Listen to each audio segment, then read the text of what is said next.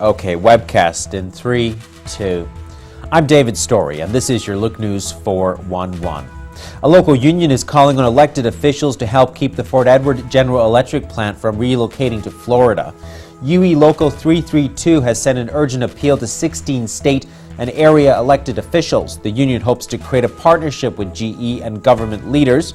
GE announced on September 18th that they intend to move the Fort Edward facility to Clearwater, Florida. About 200 employees would be affected by the move. The union has 60 days to convince GE not to close that facility. Well, as the search continues for a new professional hockey team, some much-needed upgrades could be coming to the Glens Falls Civic Center. The city has applied for a little over $1 million in one grant, about $500,000 in another. The Capital Region Economic Development Council is also asking the state for an additional $675,000. The money would pay for technology upgrades and luxury boxes. The American Hockey League's Phantoms will leave Glens Falls when their season ends in April. Meanwhile, the WWE has announced they're coming to the Glens Falls Civic Center on January 11th. Tickets for the WWE live show are between $15 and $97 and go on sale Saturday. It's a sure sign of the season of giving as the Salvation Army kicks off its Red Kettle campaign. The Greater Glens Falls Salvation Army kicked off the 2013 campaign this morning at the Aviation Mall in Queensbury. This year's goal is to raise $102,000. That's 2% higher than last year. Major David Dean is hoping to have nearly 1,600 volunteers sign up to help with this year's fundraising. We have about 8 volunteers for the first 2 days, which is pretty light. I could really use probably about 16.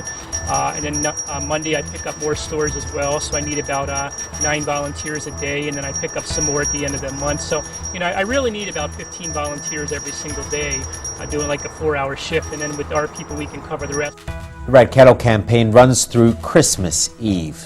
A Washington County man is facing drunk driving charges after he struck a guide rail, lost a tire, kept on driving. 23-year-old Jason Aldean of Hartford was arrested late last night after reports of an erratic driver on Gurney Lane in Queensbury.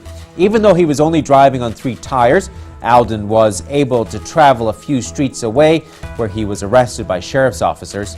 He was charged with a felony of aggravated DWI due to 2 prior DWI convictions in the past 10 years. Alden was also required to have an ignition interlock device in his vehicle, but at the time he was driving a relative's car. He's locked up at the Warren County Jail. State police continuing to follow leads in their search for the person who allegedly robbed a pub in Wilton Thursday. Police responded to McGregor Pub on Route 9 just after 10 a.m. after a suspect with a handgun restrained the one employee and a beer delivery man inside with zip ties before allegedly taking off with an unknown amount of money. The male suspect is about 6 feet tall and wore a blue ski mask and a cap, got away in a silver SUV.